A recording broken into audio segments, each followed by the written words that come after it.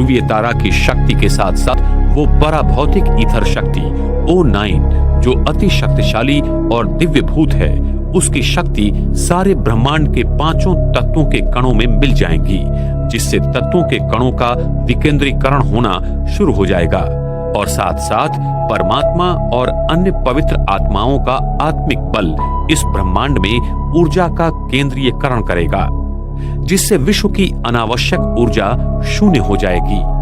और थर्मोडायनेमिक सिद्धांत के दूसरे नियमानुसार विश्व में ऊर्जा का केंद्रीयकरण बाहरी शक्ति से होगा, जिससे ये सारा ब्रह्मांड ईथर शक्ति के द्वारा पुनः रीसेट हो जाएगा। ये अति शक्तिशाली ईथर O9 ईश्वर का अपना पारसमणि है, जो अति सूक्ष्म दैव भूमि के संरचना के द्वारा सारे तत्वों को शुद्ध रूप में लाता है। प्रकृति का हर भौतिक कण अपनी पूर्ण ऊर्जा स्वरूप में आ जाएगा। प्रकृति के इस तमो प्रधान से सतो प्रधान अवस्था के परिवर्तन को हम विनाश के रूप में देखेंगे, लेकिन वास्तव में ये विनाश नहीं है, ये स्वर्णिम सृष्टि की संरचना का उदय है। मनुष्य आत्माओं की पवित्रता इस ब्रह्मांड की ग्रेविटी को नियंत्रित करती है। ये सत्य सारी दुनिया को मानना पड़ेगा। वर्तमान समय में ब्रह्मांड का ध्रुवीय तारा, जिसमें ईथर शक्ति O9 भरी हुई है, वो एक स्ट्रिंग की तरह इस धरती की ओर आ रहा है और उसके साथ साथ परमात्मा की सर्वोच्च पराशक्ति भी आ रही है, जिसके कारण सारा विश्व एक वैश्विक मोड़ लेगा और इस सृष्टि चक्र में पुनः नए स्वर्णिम युग का शुभारंभ होगा। ईथर शक्ति प्रकृति के पांचों तत्वों एवं प्राणी मात्राओं का और परमात्मा की पराशक्ति मनुष्य आत्माओं का संपूर्ण शुद्धिकरण कर उन्हें पूरी तरह से परिवर्तित कर देगी। इसलिए इन दोनों शक्तियों को लाने वाले ध्रुवीय तारा को परमात्मा का पारसमणि कहते हैं, जो सारे विश्व को संपूर्णतः परिवर्तन कर नए सतयुगी सृष्टि का निर्माण करता है।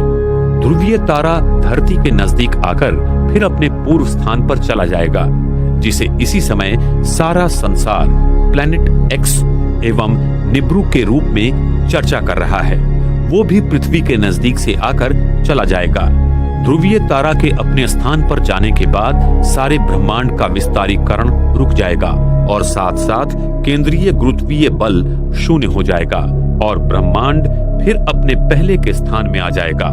सारी आकाश गंगाएं, तारे, सूर्य, चंद्र आदि पृथ्वी पर सतयुग में जैसे घूमते थे वैसे ही घूमना शुरू कर देंगे। प्रकाश की गति धीमी होने के कारण पृथ्वी के दोनों ध्रुवों पर भेजे गए सारे उपग्रह नजर आने लगेंगे। जी तथा विराट ब्रह्मांड की ये क्रिया अति विशाल और अद्भुत गोपनीय है, जिसे आज तक कोई नहीं जान पाया। ये सारे सत्य हमें आने वाले समय में प्रत्यक्ष मिलेंगे। माउंट आबू, सृष्टि परिवर्तन की प्रक्रिया का स्थान।